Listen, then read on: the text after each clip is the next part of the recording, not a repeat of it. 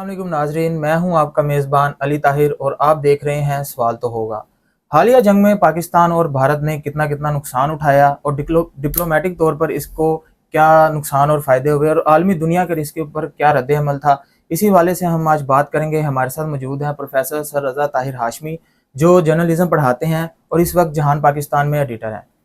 जी sir, अस्सलाम वालेकुम। वालेकुम सलाम, बहुत शुक्रिया अली। सर सबसे पहले तो आपका शुक्रिया, आपने हमें टाइम दिया और इस टॉपिक पर बात करने का मौका दिया। सर आप मुझे ये बताएं कि हालिया पाक भारत जंग में इसकी असल वजह क्या थी, ये क्यों शुरू हुई और इसको रोका जा सकता था या नहीं, या ये होना तय था कि जिस तरह वो अटैक हुआ और भारत ने इसको लीड किया, उस हवाले से आप क्या कहें? देखिए, अगर आप ये पूछें कि वो ये जंग क्यों हुई, तो इसकी जो बज़ाहिर और फौरी जो इमीडिएट रीज़न है वो तो पहलगाम वाक़या था। पहलगाम वाक़या जब हुआ 22 अप्रैल को, तो उसके बाद जो इंडिया की तरफ से रिएक्शन आया, वो रिएक्शन बड़ा वॉर मॉन्गरिंग किस्म का रिएक्शन था। और इंडियन साइड जो है वो साफ क्लियर नज़र आ रहा था कि वो इसको बहाना बनाकर पाकिस्तान पर चढ़ाई करना चाहती है। उसकी बहुत सारी इंटरनल रीजंस हैं इंडिया की, बहुत सारी एक्सटर्नल्स हैं। बहरहाल जो इमीडिएट रीज़न तो यही बनी। फिर ये जो पूरा था सब कुछ डेवलप हुआ, 10 मई तक हम गए और फिर जाकर जो है वो ये इसका रिजॉल्व हुआ, हम सीज़ फायर की तरफ चले गए। इमीडिएट रीज़न तो ये है। अगर आप मुझसे पूछें कि इसके कॉन्टेक्चुअल रीजंस क्या हैं, क्यों ये सब कुछ था, देखिए, नरेंद्र मोदी साहब जिस अपने पॉलिटिकल प्रोजेक्ट हिंदुत्व के साथ आ रहे हैं और जिस पॉपुलिज्म को उन्होंने हिंदू रिलीजियस मैथोलॉजी के साथ स्टिर किया है, उसको आपस में मिक्स किया है, और उसके बाद ये उनकी पॉलिटिकल रीज़न, उनकी पॉलिटिकल डिमांड है, उसकी पॉलिटिकल नीड है जो वो कर रहे हैं। तो उनको अपना पॉलिटिकल नैरेटिव हमेशा ज़िंदा रखने के लिए चंद अरसे के बाद कुछ ना कुछ ऐसा चाहिए जिससे उनकी रेलेवेंस दोबारा से बन जाए। इस बार जो इलेक्शन हुआ इंडियन पार्लियामेंट का, वहाँ पे मोदी साहब की जो इस बार इंतखाबी नारा था, वो आपने सुना होगा, वो था कि इस बार 400 पार, यानी 400 सीटों से वो ऊपर लेंगे। लेकिन इसका नतीजा इसके बरक्स निकला। वो अब बमुश्किल जो है अपनी कोलिशन गवर्नमेंट बना सके हैं और वो अब दोबारा हुकूमत में तो आए हैं, लेकिन उनको बैसाखियों की ज़रूरत पड़ी, सियासी बैसाखियों की। ऐसे में अब एक पूरी स्ट्रीम को कैप्चर करने के लिए, जो एक वेव उनके एंटी खड़ी हो रही थी, उसको एक बार ख़त्म करने के लिए it was a very right step, मैं तो समझूंगा नरेंद्र मोदी के पॉइंट ऑफ व्यू से, कि उन्होंने इसके साथ बहुत कुछ इंटरनली अचीव किया और एक्सटर्नली भी वो अचीव करना चाह रहे थे, लेकिन जो कुछ हुआ है उसके बाद उनकी वो अचीवमेंट्स तो उनको नहीं मिल सकी। तो ये दो रीज़न है जिसकी वजह से मुझे लगता है कि उन्होंने ये काम किया है। एक जो मुझे रीजनल रीज़न लगती है, जो अभी रिसेंटली बांग्लादेश के अंदर हुआ, इंडियन सिक्योरिटी एस्टैब्लिशमेंट मुसलसल ये सोच रही है कि जो बांग्लादेश के अंदर जो हसीना वाजद की हुकूमत गिरी है, इसमें पाकिस्तानी एस्टैब्लिशमेंट का हाथ है, हमारी जो एजेंसीज हैं, हमारा जो इंटेलिजेंस ऑपरेटर्स है उसका हाथ है, और चाइना की एड है उसके साथ। तो भारत को और पाकिस्तान ने इस बात को बार बार, हमारे आर्मी चीफ जो कि अब फील्ड मार्शल हैं, उन्होंने इसको बार बार दोहराया भी कि हमने दो कौमी नज़रिया जो कहते थे कि ख़त्म हो गया, वो हमने यहाँ पे बांग्लादेश में, अब बताओ वो किधर गया। तो इंडिया को ये लग रहा था कि आप उनको शायद उसको कई महाजों पर प्रॉब्लम आ रही है, और इसका जो बड़ा मोटिव है, जो इसके पीछे फैक्टर है, वो चाइना है। चाइना जो है वो उसको, उनको लगता है कि ये इनसर्कल कर रहा है, क्योंकि अगर पाकिस्तान भी चाइना के साथ है, बांग्लादेश भी चाइना के साथ है, नेपाल और मालदीव के अंदर भी अब चाइना इंडिया पॉलिटिक्स हो रही है, तो इंडिया ने इन तमाम तर चीज़ों को एक ही बार कल करने के लिए मेरा ख्याल है कि उसने जो है ये अटैक की तरफ वो गया है। अच्छा सर, मुझे ये बताएं कि अटैक हो रहे थे दोनों मुल्कों की जानिब से, पाकिस्तान ने फौरन अटैक नहीं किया, इन्होंने अपना टाइम लिया, टाइम टेक किया, अपने जो भी डिप्लोमेटिक सतह पर अपने जो है अपने बयानियों को रेज किया। तो आप ये समझते हैं कि पाकिस्तान अपना बयानिया जो है वो बनाने में कामयाब रहा? हमने देखा कि अजरबैजान, तुर्की, चाइना और बांग्लादेश, ये सब ममालिक तो हमारे साथ थे, इन्होंने खुल के कहा कि भाई हम तो पाकिस्तान के साथ हैं। और उसके बाद अमेरिका ने जो बयान दिया, पहले तो अमेरिका ने ये बयान दिया कि भाई ये उन दोनों का आपस का मसला है, तो वो खुद देखें, हम इसमें नहीं पड़ेंगे, ठीक है। तो इसको आप कैसे देखते हैं कि अमेरिका का भी उनके हक में ना बोलना और फिर यूरोपीय यूनियन की तरफ से कोई बयान ना आना, और इस अगर हम देखें तो डिप्लोमेटिक तौर पर भारत इस जंग में अकेला खड़ा था। जी, आपका अच्छा सवाल है और अच्छी रीडिंग है। इसकी मैं थोड़ा सा डिटेल में आपको जवाब देना चाहूँगा। जी सर। एक इसका जो पहला हिस्सा है वो ये कि क्या पाकिस्तान ने डिप्लोमेटिकली अच्छा मैनेवर किया, बिल्कुल अच्छा मैनेवर किया। इसमें सिर्फ आपकी पाकिस्तान आर्मी या हमारी जो सिक्योरिटी इस्टेब्लिशमेंट है वो नहीं थी, आपकी जो मौजूदा सिविलियन सेटअप था उसने भी अच्छा परफॉर्म किया। मैं पर्सनली इसहाक डार से बतौर वज़ीर ख़ारजा इतना कुछ एक्सपेक्ट नहीं कर रहा था। मेरे पास अभी सरेदस्त कोई इन्फॉर्मेशन तो फौरी तौर पे नहीं है कि ये उनके ऊपर फ़ौज की तरफ से, इस्टेब्लिशमेंट की तरफ से कोई गाइडलाइंस थी या किस तरह था, लेकिन इसहाक डार साहब was very active in contacting different countries. कल वो कोट कर रहे थे अपनी प्रेस कॉन्फ्रेंस में कि मैंने इस दौरान 60 मुल्कों से रब्ता किया इन 10 दिनों के अंदर, जब से अटैक हुआ, बल्कि ये अप्रैल 22 से। एक तो पाकिस्तान ने डिप्लोमेटिकली अपना केस बेहतर लड़ा है, कनेक्शंस बिल्ड किए और तमाम तर चीज़ें हुई। दूसरा जो इसका सवाल आपका है कि इंडिया क्यों आपको अकेला नजर आ रहा है, जी सर। उससे पहले आपने एक चीज़ कही कि पाकिस्तान ने वेट किया अटैक का। जी जी। मैं आपको अगर मेरा आप एनालिसिस चाहें तो मुझे ये लगता है कि इंडिया ने, मैं पहले उसका जवाब आपको दे लूँ कि इंडिया ने आपके जब पहला अटैक लॉन्च किया 7 मई की रात वाला जो अटैक था, उसमें जो आपकी जो टारगेट्स थे वो तमाम एरियाज थे जिनको इंडिया कामयाबी के साथ, पिछले सालों में कामयाबी के साथ दुनिया को ये कहता रहा है कि देखिए जी ये टेररिस्ट हैं। अगर आप अभी जाकर देखें तो टेररिस्ट की लिस्ट में ये तमाम लोग, मौलाना मसूद अजहर भी, ये अपने हाफिज सईद साहब भी, ये सब उसके अंदर टेररिस्ट ग्रुप के तौर पे नॉमिनेटेड हैं। वो चाहे इंडियन टेररिस्ट है, international, but they are declared terrorist, जो उनकी लिस्ट है उनके अंदर। तो इंडिया ने वहां पर अटैक लॉन्च किया था। उन्होंने आपकी किसी भी मिलिट्री इंस्टॉलेशंस के ऊपर या किसी ऐसी जगह पे अटैक नहीं उस वक्त तक किया था जहां पर आप रिएक्ट कर सकेंगे, यार ये देखें जी ये तो हमारी मेनलैंड की या सोवरेनिटी का प्रॉब्लम है। क्योंकि देखिए 9/11 के बाद सिर्फ सॉवरेनिटी अब सिर्फ प्रॉब्लम नहीं रह गई है, अब दहशतगर्दी का जो पॉइंट है वो भी साथ हमेशा से होता है। क्योंकि ये अमेरिका ने, ये वेस्ट ने खुद तय किया कि अगर जहां से टेररिस्ट या टेररिज्म ओरिजिनेट कर रही होगी हमारे मुल्कों की तरफ, हम उन मुल्कों में जाके उस टेररिज्म को ख़त्म करेंगे। जैसे अफगानिस्तान पे चढ़ाई की, जैसे इराक में इन्होंने चढ़ाई की, शाम में, लिबिया में, इन जगहों के ऊपर ये लोग अपनी फोर्सेस लेकर गए। इस नाम पर नहीं कि हमने उस मुल्क में अटैक करना है, बल्कि इस नाम पे कि हमने दहशतगर्दी खत्म करनी है। तो India was just replicating that pattern कि जी अगर वेस्ट कर सकता है तो हम भी कर सकते हैं। तो मुझे लगता है कि पाकिस्तान ने ये सोचा समझा और शायद ये सही था कि वो उन्होंने उसके ऊपर कोई रिटेलिएशन नहीं की। लेकिन जिस रात को हमारी एयर बेसिस पे अटैक हुए, उस दिन आपके पास अब ये जवाब था कि आपकी जो सॉवरेनिटी है वो अंडर क्वेश्चन आ गई है, आपकी मिलिट्री इंस्टॉलेशंस पे हमले हो रहे हैं, तो अब आप उसका रिटेलिएट कर सकते हैं। उन्होंने उसकी आपने रिटेलिएशन फिर की। तो जो गैप है, मुझे लगता है कि वो गैप इसलिए आया है। अब आपका सवाल है कि इंडिया अकेला खड़ा रहा। इंडिया इसलिए अकेला खड़ा रहा क्योंकि रिसेंट पास्ट के अंदर जो चैलेंजेस वेस्ट को मिले हैं, रशिया की शक्ल में, चाइना की शक्ल में और ख़ास तौर पर रशियन की शक्ल में, इस दौरान इंडिया ने वेस्ट को ना तो बल्कि उनके साथ सपोर्ट एक तो नहीं की, बल्कि उल्टा उनको मुंह चढ़ाकर दिखाया, शक्लें बनाकर दिखाई कि जी देखो जी तुम्हारे साथ क्या हो रहा है। मैं आपको 2-3 चीज़ें कोट कर सकता हूँ। एक, जब रशियन ऑयल का प्रॉब्लम आया, जब यूक्रेन की जंग लगी, ये मार्च 2022 में ये जंग लगी थी जी सर। और इस दौरान जो है वो इंडिया किससे बार बार सवाल हुआ कि जी आप रशिया से ऑयल ले रहे हैं, वो ना लें। इंडिया ने रशिया को खुलेआम कहीं पर कंडेम नहीं किया। यूरोपीय यूनियन हो गई, यूरोप हो गया, अमेरिका हो गया, ये इंडिया के ऊपर डायरेक्टली और इनडायरेक्टली प्रेशर डालते रहे कि आप हमारे साथ खड़े हों, लेकिन India chose to be non aligned. वो ना इधर गया ना इधर गया, बल्कि उन्होंने, जो जयशंकर साहब हैं, इन्होंने एक तकब्बुर के साथ और रौनक के साथ अक्सर जगहों पे बैठ के उन्होंने एक जगह पे उनका बड़ा मशहूर हुआ कोट कि जी Europe thinks that world's problem, Europe's problem is world's problem and world's problem is not Europe's problem. कि उन्होंने वहां पे उनको एक तरह से चढ़ाया उस पूरी सूरत हाल के अंदर। अब जब इंडिया के ऊपर ये सूरत हाल आई तो फिर उन्होंने उस टेट फॉर टैट का जवाब दिया। वो उस तरीके से इंडिया के साथ खड़े हुए नहीं है। वो इंडिया जो अपने आप को, उसकी टाउटिंग है कि मैं जो है एक खित्ते का भी चौधरी बन के सामने आऊं और मैं एक ऐसी हेजमॉन फोर्स बनूं जो कि लोगों के मुद्दे हल करवाए, फैसले हल कराए, तनाज़ुर में तस्वीया करवाए और थर्ड पार्टी के तौर पे बैठे। इंडिया ये चाह रहा था, लेकिन उसके इस पूरी सिचुएशन ने इंडिया की इस डिप्लोमेटिक जो उसका एंडेवर था, डिप्लोमेटिक जो उसकी ख्वाहिश थी, उसको बुरे तरीके से क्रश किया जब ट्रंप साहब बीच में आ गए।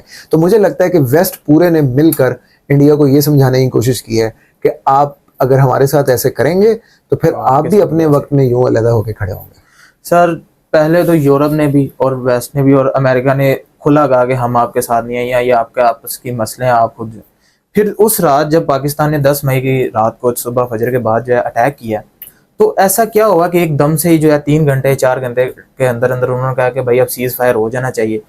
सिर्फ ये था कि क्योंकि उन्होंने अटैक किया हम अब रिटेलिएट करेंगे, हम अटैक करेंगे और बस ये इधर ही खत्म करेंगे, या फिर कोई प्रेशर आया है इंडिया के ऊपर कि उन्होंने कहा कि हम चाहते हैं कि ये अटैक रुक जाए? देखिए, जहां तक बात है कि उसके फौरी बाद उन्होंने रिटेलिएशन, ऐसा अगर आप खबरें अगर गौर से पढ़ें, प्रोपेगेंडा को थोड़ा सा अगर डिसाइफर करके पढ़ें, तो आपको समझ ये आती है कि नहीं, उन्होंने फौरी तौर पे ना हमने कहा कि बंद कर दें और ना ही उन्होंने कहा कि बंद कर दें।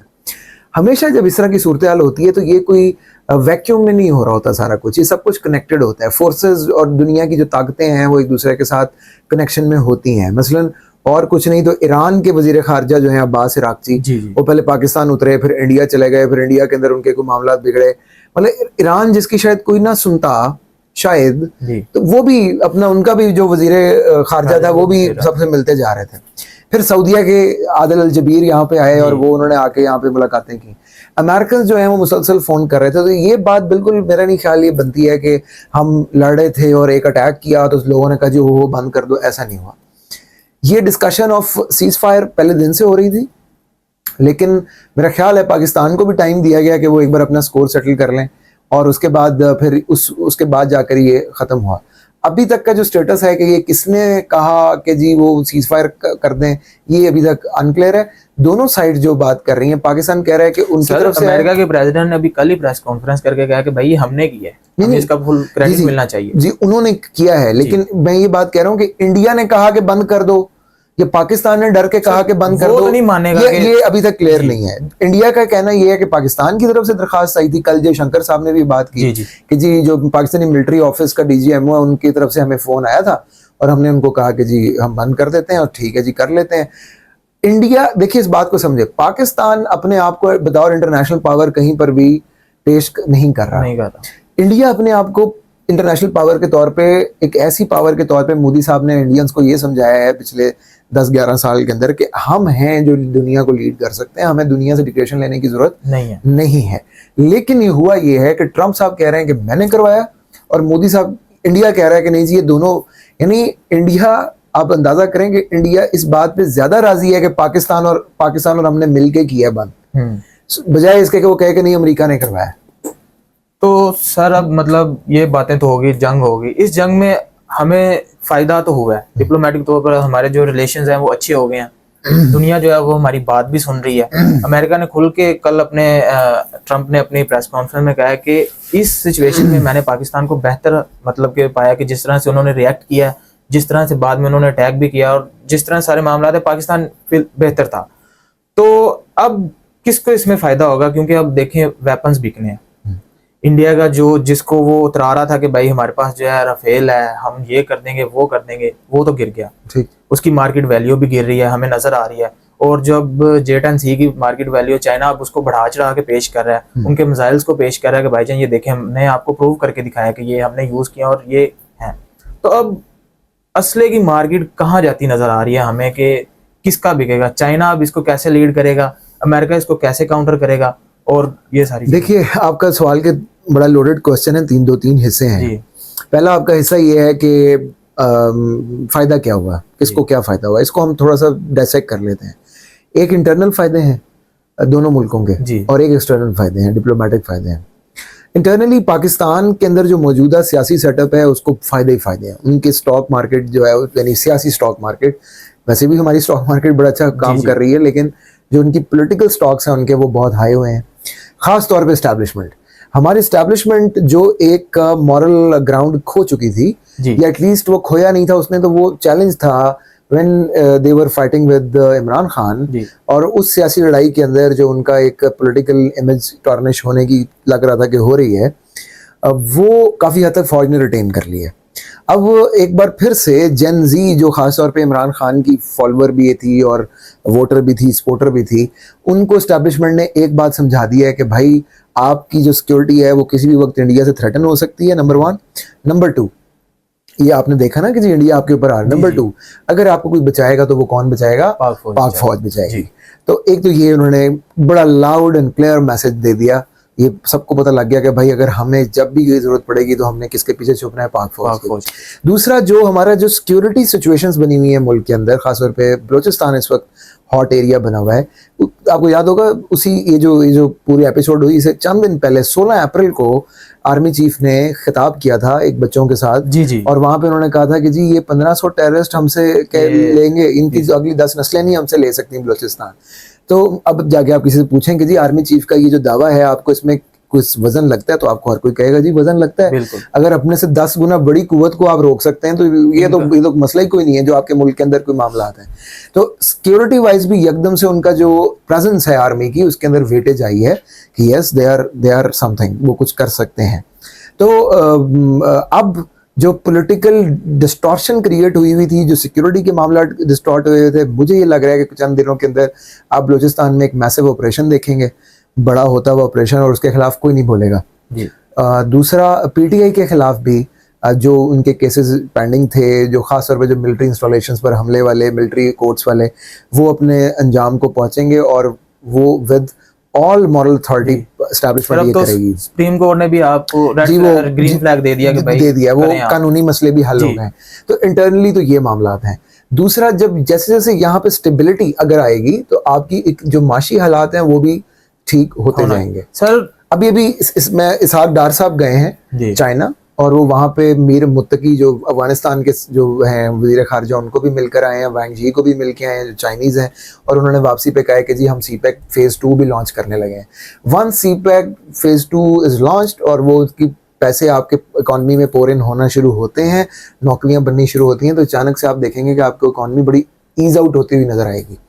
तो ये तो पाकिस्तान की टर्नल सिचुएशन है। इंडिया की तरफ आइए, नरेंद्र मोदी साहब जो हैं, अगर आप किसी इंडियन से पूछेंगे तो वो कहेंगे कि जनाब हमें तो भाई वो ऑपरेशन सिंदूर तो किया ही मोदी साहब ने, और हम तो जीते हैं हर चीज के अंदर।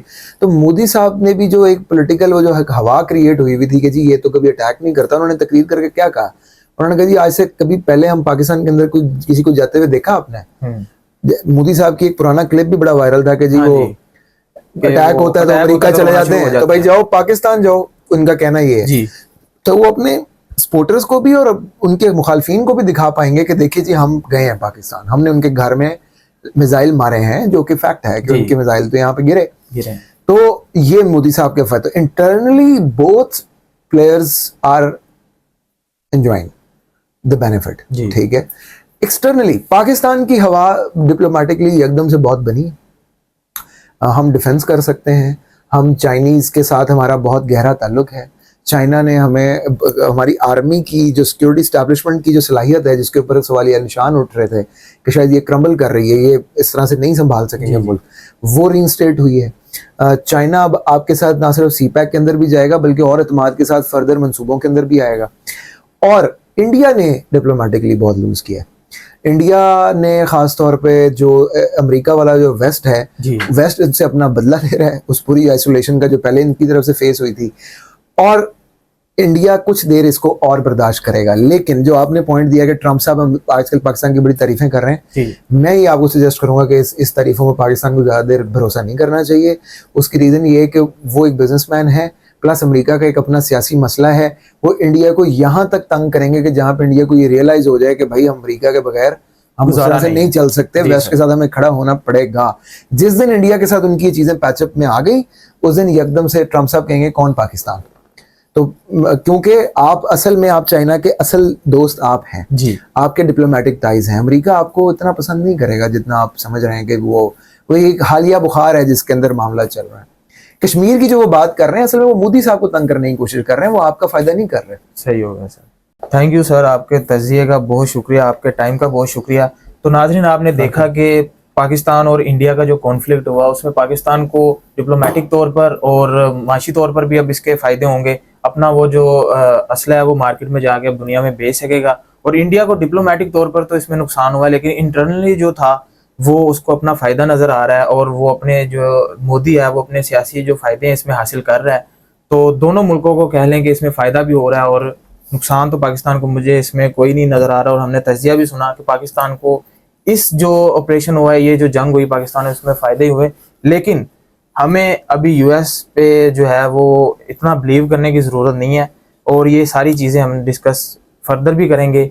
आपका बहुत शुक्रिया। अल्लाह हाफिज़।